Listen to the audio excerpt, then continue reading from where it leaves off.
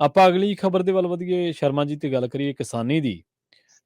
ਜਿਵੇਂ ਜੋ ਹਾਲ ਸਾਡੇ ਇੱਥੇ ਟਮਾਟਰ ਵਾਲੇ ਉਤਪਾਦਨ ਵਾਲੇ ਕਿਸਾਨ ਦਾ ਹੁੰਦਾ, ਜੋ ਹੁਣ ਆਲੂ ਵਾਲਿਆਂ ਦਾ, ਉਹੀ ਹਾਲ ਦੇਸ਼ ਦੇ ਤੀਜੇ ਚੌਥੇ ਸੂਬੇ ਮਹਾਰਾਸ਼ਟਰ ਦੇ ਵਿੱਚ ਗੰਢਾ ਪਿਆਜ਼ ਪੈਦਾ ਕਰਨ ਵਾਲੇ ਕਿਸਾਨਾਂ ਦਾ।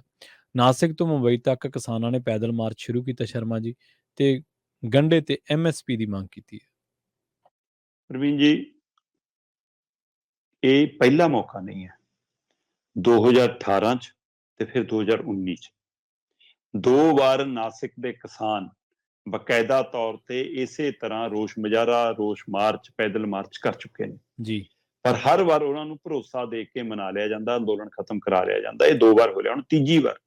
ਹੁਣ ਉਹ ਕਹਿੰਦੇ ਅਸੀਂ ਨਹੀਂ ਤੁਹਾਡੇ ਭਰੋਸੇ ਤੇ। ਬਕਾਇਦਾ ਤੌਰ ਤੇ ਮਹਾਰਾਸ਼ਟਰ ਦੇ ਮੁੱਖ ਮੰਤਰੀ ਏਕਨਾਥ ਸ਼ਿੰਦੇ, ਉਪ ਮੁੱਖ ਮੰਤਰੀ ਦੇਵੇਂਦਰ ਫੜਨਵੀਸ, ਉਹਨਾਂ ਨੇ ਸੱਦਾ ਭੇਜਿਆ, ਭਰੋਸਾ ਦਿੱਤਾ ਕਿ ਅਸੀਂ ਤੁਹਾਡੀ ਗੱਲ ਮੰਨਣ ਨੂੰ ਤਿਆਰ ਹਾਂ, ਸੁਣਨ ਨੂੰ ਤਿਆਰ। ਉਹ ਕਹਿੰਦੇ ਨਾ, ਹੁਣ ਨਹੀਂ, ਹੁਣ ਤਾਂ ਆਰ ਪਾਰ ਕਰਕੇ ਮੁੜਾਂਗੇ। ਕਰੀਬ 10,000 ਤੋਂ ਲੈ ਕੇ 12,000 ਤੱਕ ਕਿਸਾਨ ਦੱਸੇ ਜਾ ਰਹੇ ਨੇ ਪ੍ਰਵੀਨ ਜੀ। ਠੀਕ ਹੈ। ਔਰ ਇਹ ਨਾਸਿਕ ਦੇ ਡਿਡੋਰੀ ਖੇਤਰ ਤੋਂ ਤੁਰੇ ਨੇ। ਔਰ ਇਹਨਾਂ ਨੇ ਮੁੰਬਈ ਦੇ ਆਜ਼ਾਦ ਮੈਦਾਨ ਤੱਕ ਦਾ ਸਫ਼ਰ ਤੈਅ ਕਰਨਾ। 203 ਕਿਲੋਮੀਟਰ ਦਾ ਸਫ਼ਰ ਹੈ।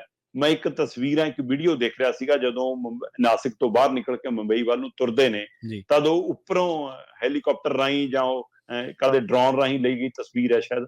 ਉਹ ਤਸਵੀਰ ਦੇ ਵਿੱਚ ਉਹ ਜਿਹੜੇ ਝੰਡੇ ਨੇ ਉਹਨਾਂ ਕੋਲ ਫੜੇ ਹੋਏ, ਉਹਨਾਂ ਝੰਡਿਆਂ ਦੇ ਰੰਗਾਂ ਨਾਲ ਐਂ ਲੱਗਦਾ ਜਿਵੇਂ ਲਾਲ ਡਰੋਨ ਤੁਰਿਆ ਜਾ ਰਿਹਾ ਹੋਵੇ।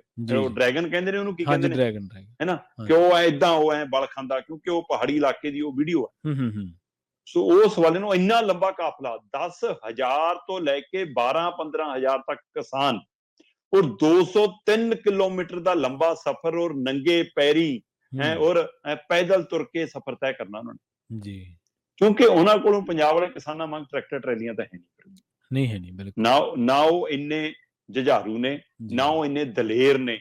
ਕਿਉਂਕਿ ਇੱਥੇ ਤਾਂ ਆਪਣੇ ਪੱਲੇ ਕੁਛ ਨਾ ਹੋਵੇ ਤਾਂ ਵੀ ਹਿੰਮਤ ਆਪਣੇ ਕੋਲ ਇੰਨੇ ਪੱਲੇ ਹੁੰਦੀ ਆ, ਆਪਾਂ ਜੂਝ ਜਾਂਦੇ ਹਾਂ, ਆਪਾਂ ਮਰ ਮਿਟਣ ਲਈ ਤਿਆਰ ਰਹਿੰਦੇ ਹਾਂ। ਪਰ ਉਹ ਜਿਸ ਸਥਿਤੀ ਚੋਂ ਆਉਂਦੇ ਨੇ, ਉਹ ਬੜਾ ਬੋਚ ਕੇ ਡਰ ਡਰ ਕੇ ਤੁਰਨ ਵਾਲੇ ਨੇ। ਪਰ ਉਹਦੇ ਬਾਵਜੂਦ ਵੀ ਹਿੰਮਤ ਦੇਖੋ ਕਿ ਦੂਜੀ ਵਾਰ ਉਹਨਾਂ ਨੇ ਇਹ ਮਾਰਚ ਕੱਢਿਆ।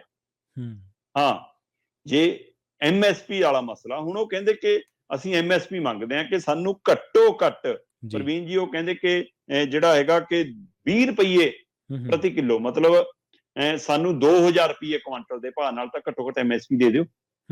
ਸਾਨੂੰ ਘੱਟੋ ਘੱਟ 500 ਰੁਪਈਆ ਸਬਸਿਡੀ ਤਾਂ ਦੇ ਦਿਓ ਇਹਦੇ ਪਿੱਛੇ। ਅਸੀਂ ਜਿਹੜੇ ਕਹਿੰਦੇ ਕਿ ਮਤਲਬ ਕਿ ਜ਼ਮੀਨ ਉੱਤੇ ਕੰਮ ਕਰਦੇ ਹਾਂ, ਖਾਸ ਕਰਕੇ ਜਿਹੜੇ ਆਦੀਵਾਸੀ ਉੱਥੇ ਦੇ ਕਿਸਾਨ ਨੇ, ਉਹ ਕਹਿੰਦੇ ਸੀ ਲੰਮੇ ਸਮੇਂ ਤੋਂ ਜ਼ਮੀਨਾਂ ਤੇ ਕੰਮ ਕਰਦੇ ਆ, ਪਰ ਅਸੀਂ ਜ਼ਮੀਨ ਦੇ ਮਾਲਕ ਹੈ ਨਹੀਂ ਕਦੇ। ਠੀਕ ਹੈ, ਕਿ ਸਾਨੂੰ ਜ਼ਮੀਨ ਦੀ ਮਲਕੀਅਤ ਤਾਂ ਦੇ ਦਿਓ, ਸਾਡੇ ਕਰਜ਼ੇ ਮਾਫ ਕਰਨ ਲਈ ਤਾਂ ਕੋਈ ਪਹਿਲ ਕਦਮੀ ਕਰ ਦਿਓ। ਸੋ ਆਹ ਮੰਗਾਂ ਲੈ ਕੇ ਤੁਰੇ ਨੇ। ਬੇਸ਼ੱਕ ਇਹ ਮੰਗਾਂ ਉਹਨਾਂ ਦੀਆਂ ਜਾਇਜ਼ ਨੇ, ਔਰ ਆਪਾਂ ਪਿਛਲੇ ਦਿਨੀ ਇਸੇ ਪ੍ਰੋਗਰਾਮ 'ਚ ਗੱਲ ਕੀਤੀ ਸੀ ਕਿ ਮਹਾਰਾਸ਼ਟਰ ਨਾਲ ਸੰਬੰਧਿਤ ਇੱਕ ਕਿਸਾਨ ਸੁਸਾਇਟੀ ਦੇ ਵਿੱਚ ਜਦੋਂ ਆਪਣਾ ਪਿਆਜ਼ ਵੇਚਣ ਜਾਂਦਾ, 512 ਕਿਲੋ ਪਿਆਜ਼ ਲੈ ਕੇ ਜਾਂਦਾ, ਹਾਂਜੀ ਕੀਤੀ ਸੀ, ਤੇ ਉਹਦੇ ਪਿਆਜ਼ ਦਾ ਮੁੱਲ 1 ਰੁਪਈਆ ਪ੍ਰਤੀ ਕਿਲੋ ਪੈਂਦਾ, ਤੇ ਅੱਜ ਕਿਸਾਨ ਮੰਗ ਰਹੇ ਨੇ ਕਿ ਘੱਟੋ ਘੱਟ 20 ਰੁਪਈਏ ਕਿਲੋ MSP ਦਾ ਤੈਅ ਕਰ ਦੋ।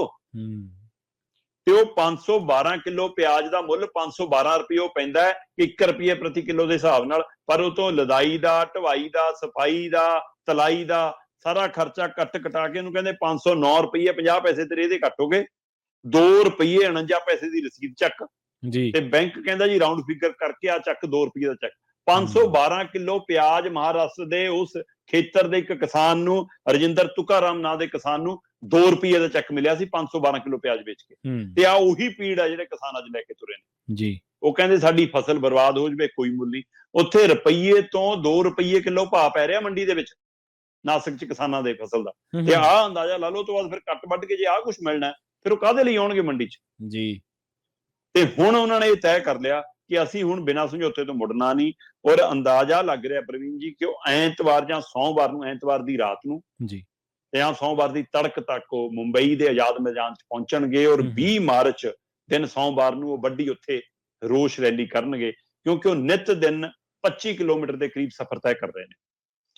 ਨਾਸਿਕ ਦੇ ਡਡੋਰੀ ਤੋਂ ਆਜ਼ਾਦ ਮੈਦਾਨ ਤੱਕ ਮੁੰਬਈ ਦੇ 203 ਕਿਲੋਮੀਟਰ ਦਾ ਸਫ਼ਰ ਬਣਦਾ ਹੈ, ਤੇ ਉਹ ਸੋਮਵਾਰ ਤੋਂ ਤੁਰੇ ਨੇ ਸਮਝ ਲਓ ਲਗਭਗ, ਤੇ ਅਗਲੇ ਸੋਮਵਾਰ ਤੱਕ ਫਿਰ ਇਹ ਸਫ਼ਰ ਤੈਅ ਹੁੰਦਾ। ਉਸ ਹਿਸਾਬ ਨਾਲ ਜੇ 25 ਕਿਲੋਮੀਟਰ ਦਾ ਰੋਜ਼ ਅੰਦਾਜ਼ਾ ਲਾਉਂਦੇ ਆ ਤਾਂ ਇਹ 8 ਦਿਨ ਦੇ ਵਿੱਚ ਸਫ਼ਰ ਤੈਅ ਹੁੰਦਾ। ਸੋ ਉਸ ਵਾਲੇ ਨਾਲ ਮੰਨਿਆ ਜਾ ਰਿਹਾ ਕਿ 3 ਕਿਲੋਮੀਟਰ ਦਾ ਸਫ਼ਰ 25 ਕਿਲੋਮੀਟਰ ਪ੍ਰਤੀ ਦਿਨ ਤੇ 20 ਮਾਰਚ ਨੂੰ ਰੋਸ ਮੁਜ਼ਾਹਰਾ। ਪਰ ਸਵਾਲ ਇਹ ਉਹ ਕਹਿੰਦੇ ਕਿ ਹੁਣ ਅਸੀਂ ਬਿਨਾਂ MSP ਤੋਂ ਨਹੀਂ ਮੰਨਣਾ, ਹੁਣ ਅਸੀਂ ਭਰੋਸੇ ਤੇ ਨਹੀਂ ਮੁੜਨਾ, ਅਸੀਂ ਲਿਖਤੀ ਦਸਤਾਵੇਜ਼ ਲੈ ਕੇ ਮੁੜਨਾ। ਠੀਕ ਹੈ ਪ੍ਰਵੀਨ ਜੀ, ਲਿਖਤੀ ਦਸਤਾਵੇਜ਼ ਤਾਂ ਇਹਨਾਂ ਨੇ ਕਿਸਾਨ ਅੰਦੋਲਨ ਦੌਰਾਨ ਸਾਰੀਆਂ ਜਥੇਬੰਦੀਆਂ ਨੂੰ ਵੀ ਦਿੱਤਾ ਸੀ, ਔਰ ਉਹ ਸਮੁੱਚੀਆਂ ਫਸਲਾਂ ਤੇ MSP ਦਾ ਗੱਲ ਸੀ, ਉਹਦੇ ਵਿੱਚ ਪਿਆਜ਼ ਵੀ ਆਉਂਦਾ ਸੀ, ਦਿੱਤਾ ਸੀ ਬਿਲਕੁਲ। ਤੇ ਉਹ ਕਿੱਥੇ ਗਿਆ? ਔਰ ਜੇਕਰ ਉਸ ਸਮੇਂ 10,000 ਚੋਂ 5,000 ਕਿਸਾਨਾਂ ਨੇ ਵੀ ਉਹ ਹਿੰਮਤ ਦਿਖਾਈ ਹੁੰਦੀ, ਬੇਸ਼ੱਕ ਮਹਾਰਾਸ਼ਟਰ ਦਾ ਕਿਸਾਨ ਆਇਆ, ਬੇਸ਼ੱਕ ਮਹਾਰਾਸ਼ਟਰ ਦੇ ਕਿਸਾਨ ਨੇ ਸਾਥ ਦਿੱਤਾ, ਉੱਥੇ ਦੇ ਸੰਗਠਨਾਂ ਨੇ ਐਲਾਨ ਕੀਤਾ, ਪਰ ਜਿੱਡੀ ਕੱਤਰਤਾ ਅੱਜ ਆ, ਜੇ ਐਡੀ ਕੱਤਰਤਾ ਉਸ ਅੰਦੋਲਨ 'ਚ ਹੋਈ ਹੁੰਦੀ ਤਾਂ ਸ਼ਾਇਦ ਅਸਰ ਹੋਰ ਵੱਡਾ ਚਲਾ ਜਾਂਦਾ ਤੇ MSP ਸ਼ਾਇਦ ਉਸ ਸਮੇਂ ਮਿਲ ਜਾਂਦੀ। ਅੱਜ ਦੁਬਾਰਾ ਇਹ ਪੈਦਲ ਮਾਰਚ, ਨੰਗੇ ਪੈਰੀ, ਪੈਰਾਂ 'ਚ ਛਾਲੇ ਪਵਾ ਕੇ ਦੇਸ਼ ਦੇ ਅੰਨਦਾਤੇ ਨੂੰ ਇੱਕ ਵਾਰ ਫਿਰ ਦਿੱਲੀ ਕੰਨੀ ਨੂੰ ਰੁਖ ਕਰਨਾ, ਮੁੰਬਈ ਕੰਨੀ ਨੂੰ ਤੁਰਨਾ, ਇਹ ਰੋਸ ਮੁਜ਼ਾਹਰਾ ਕਰਨਾ ਨਾ ਪੈਂਦਾ ਜੀ। ਸੋ ਇਸ ਲਈ ਸਮੇਂ ਦੀ ਨਜ਼ਾਕਤ ਅੱਜ ਹੁਣ ਉਲਟ ਹੋ ਜਾਣਾ ਚਾਹੀਦਾ, ਮੈਨੂੰ ਲੱਗਦਾ। ਅੱਜ ਜੇਕਰ ਉਹ ਕਿਸਾਨ ਤੁਰੇ ਨੇ ਉਸ ਸਮੇਂ ਜੇ ਉਹ ਭੁੱਲ ਕਰ ਗਏ ਸੀ, ਹੁਣ ਬਾਕੀ ਜਥੇਬੰਦੀਆਂ ਨੂੰ ਭੁੱਲ ਨਹੀਂ ਕਰਨੀ ਚਾਹੀਦੀ। ਹੁਣੇ ਮੌਕਾ ਹੈ, ਹੁਣ ਪੰਜਾਬ, ਹਰਿਆਣਾ, ਰਾਜਸਥਾਨ, ਯੂਪੀ ਮੁੜ ਕੇ ਇਕੱਠੇ ਹੋਣ, ਲੜ ਲਿਓ ਘਰੇ ਆ ਕੇ, ਫਿਰ ਲੜਨੋਂ ਹਟਣਾ ਨਹੀਂ ਤੁਸੀਂ। ਹੁਣ ਵੀ ਲੜ ਰਹੇ ਹੋ, ਹੁਣ ਵੀ ਜੂਤਪਾਨ ਹੋ ਰਹੇ ਹੋ, ਹੁਣ ਵੀ ਅੱਡੋ ਅੱਡੀ ਆਪਣੇ ਆਪਣੇ ਬਾਜੇ ਵਜਾ ਰਹੇ ਹੋ। ਮੈਂ ਕਹਿੰਦਾ ਫਿਰ ਹੋ ਲਿਓ, ਪਰ ਅੱਜ ਆ ਮੌਕਾ ਹੈ, ਜੇਕਰ 10,000 ਕਿਸਾਨਾਂ ਦੀ ਪਿੱਠ ਪਿੱਛੇ ਮੁੜ ਕੇ ਪੰਜਾਬ, ਹਰਿਆਣਾ ਤੇ ਯੂਪੀ, ਰਾਜਸਥਾਨ ਦੇ ਕਿਸਾਨ ਖੜ ਜਾਣ ਤਾਂ ਸਾਰੀਆਂ ਫਸਲਾਂ ਤੇ MSP ਸਰਕਾਰ ਦੀ ਦੇਣੀ ਮਜਬੂਰੀ ਵੀ ਬਣ ਜਾਏਗੀ। ਪਰ ਜਦੋਂ ਕ੍ਰੈਡਿਟ ਬਾਹਰ ਹੁੰਦੀ ਹੈ, ਫਿਰ ਇਹਨੂੰ ਲੱਗਦਾ ਕਿ ਨਹੀਂ, ਹੁਣ ਕਿਤੇ ਮਹਾਰਾਸ਼ਟਰ ਦੇ ਕਿਸਾਨਾਂ ਦੇ ਸਿਰ ਨਾਲ ਸਿਹਰਾ ਬੰਨ ਹੋ ਜਾਵੇ। ਪਹਿਲਾਂ ਤਾਂ ਅਸੀਂ ਲੜੀ ਗਏ ਨਾ ਕਿ ਹਾਂ, ਸਿਹਰਾ ਬੰਨਣਾ ਕਿਹਦੇ ਆ ਜੀ? ਟਕੈਤ ਦੇ ਬੰਨਣਾ, ਰਾਜੇਵਾਲ ਦੇ ਬੰਨਣਾ, ਡੱਲੇਵਾਲ ਦੇ ਬੰਨਣਾ, ਅਗਰਾਹਾਂ ਦੇ ਬੰਨਣਾ, ਬਾਕੀ ਕਈ ਕਹਿੰਦੇ ਸਾਨੂੰ ਵੀ ਕਈ ਲੜੀ ਫੜਾ ਦੋ, ਕਈ ਕਲਗੀਆਂ ਚੱਕੀ ਫਿਰਦੇ ਸੀ, ਕੱਲੀ ਕਲਗੀ ਉਹ ਲਾ ਦੋ, ਸਰਵਾਲਾ ਤਾਂ ਬਣਾ ਹੀ ਲਓ ਜੇ ਲਾੜਾ ਨਹੀਂ ਬਣਾਉਣਾ। ਸੋ ਜਿਹੜੀ ਆਹ ਲੜਾਈ ਆ, ਉਸ ਲੜਾਈ ਨੇ ਇਹਨਾਂ ਦਾ ਨੁਕਸਾਨ ਕੀਤਾ, ਉਹ ਸਮੁੱਚੇ ਦੇਸ਼ ਦੇ ਕਿਸਾਨਾਂ ਦਾ ਨੁਕਸਾਨ ਕੀਤਾ। ਜਿੱਤ ਕੇ ਵੀ ਫੌਜਾਂ ਅੰਤ ਨੂੰ ਹਾਰੀਆਂ ਜੀ, ਉਹ ਹਾਲ ਅਸੀਂ ਕਰਕੇ ਪਰਤੇ।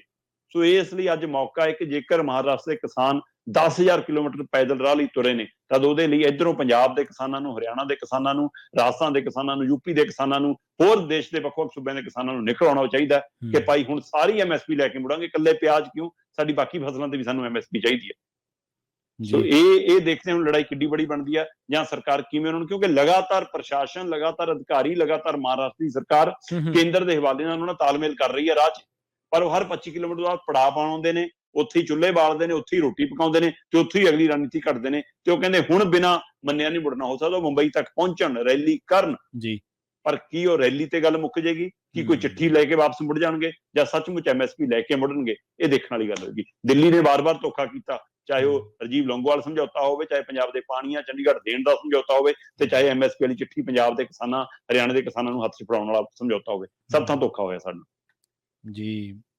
ਰਾਮਦੇਵ ਦੀਆਂ ਵਿਕੀ ਜਾਣ ਦਾਤਣਾ, ਜੱਟਾ ਤੇਰੀ ਹਾੜੀ ਕਦੇ ਸੋਣੀ ਵਿਕੇ ਨਾ, ਪੰਜਾਬੀ ਗਾਣਾ ਇੱਕ। ਵੇਚਣ ਵਾਲੇ ਸ਼ਰਮਾ ਜੀ ਪਾਣੀ ਵੇਚੀ ਜਾਂਦੇ ਆ, ਸਾਡਾ ਹੀ ਪਾਣੀ ਕੱਢ ਕੇ ਸਾਨੂੰ ਵੇਚੀ। ਹਾਂਜੀ ਬਿਲਕੁਲ, ਪਰ ਸਾਡੀਆਂ ਵਸਤਾਂ ਨਹੀਂ ਮਿਲਦੀਆਂ, ਸਾਡੀਆਂ ਵਸਤਾਂ ਨਹੀਂ ਵਿਕਦੀਆਂ। ਵੇਚਣ ਵਾਲੇ ਪਾਣੀ ਵੇਚੀ ਜਾਂਦੇ ਆ, ਕਮਾਉਣ ਵਾਲੇ ਪੈਸਾ ਮਿੱਟੀ ਵੇਚ ਕੇ ਕਮਾਈ ਜਾਂਦੇ ਆ, ਪਰ ਉਸੇ ਮਿੱਟੀ 'ਚ ਉਪਜੀ ਫਸਲ ਉਹ ਸਾਨੂੰ ਲਾਹਾ ਨਹੀਂ ਦੇ ਰਹੀ, ਮੁਨਾਫਾ ਨਹੀਂ ਦੇ ਰਹੀ। ਜਿੰਨਾ ਚਿਰ ਅੱਡੋ ਅੱਡ ਹੋ ਕੇ ਲੜੀ ਜਾਵਾਂਗੇ, ਕੁਛ ਨਹੀਂ ਖੱਟਿਆ ਜਾਣਾ, ਕੁਛ ਨਹੀਂ ਵੱਟਿਆ ਜਾਣਾ। ਤਾਮਿਲ ਦੇ ਕਿਸਾਨ ਵੇਖ ਲਓ, ਉਹਨਾਂ ਨੇ ਕੀ ਕੁਛ ਕੀਤਾ ਸ਼ਰਮ, ਕਿੰਨਾ ਕੁਛ ਉਹਨਾਂ ਨੇ ਅਣਮਨੁੱਖੀ ਪ੍ਰੋਟੈਸਟ ਵੀ ਕੀਤਾ, ਅਣਮਨੁੱਖੀ ਤੌਰ ਤੇ ਜਿਹੜੀਆਂ ਚੀਜ਼ਾਂ ਮਨੁੱਖ ਕਿਆਸ ਵੀ ਨਹੀਂ ਸਕਦਾ, ਗਲਾਂ ਦੇ ਵਿੱਚ ਖੋਪੜੀਆਂ ਪਾਈਆਂ, ਕੀ ਕੁਛ ਹੀ ਕੀਤਾ ਉਹਨਾਂ ਨੇ, ਪਰ ਨਹੀਂ ਸੁਣਵਾਈ ਹੋਈ। ਪਰ ਜਦੋਂ ਏਕਾ ਹੋਇਆ ਤੇ ਬਿੱਲ ਵੀ ਵਾਪਸ ਹੋ ਗਏ। ਸੋ ਬਿਲਕੁਲ ਤੁਹਾਡੀ ਉਹ ਗੱਲ, ਉਹ ਦਲੀਲ, ਉਹ ਤਰਕ ਬੜਾ ਵਜ਼ਨਦਾਰ ਹੈ ਕਿ ਜੇਕਰ ਕੱਲੇ ਲੜੋਗੇ ਤਾਂ ਮਰੋਗੇ, ਜੇਕਰ ਏਕੇ ਨਾਲ ਲੜੋਗੇ ਤਾਂ ਜਿੱਤੋਗੇ। ਇਹ ਪ੍ਰੂਵ ਹੋ ਚੁੱਕਿਆ ਹੈ, ਪ੍ਰਤੱਖ ਨੂੰ ਪ੍ਰਮਾਣ ਦੀ ਲੋੜ ਨਹੀਂ ਹੈ।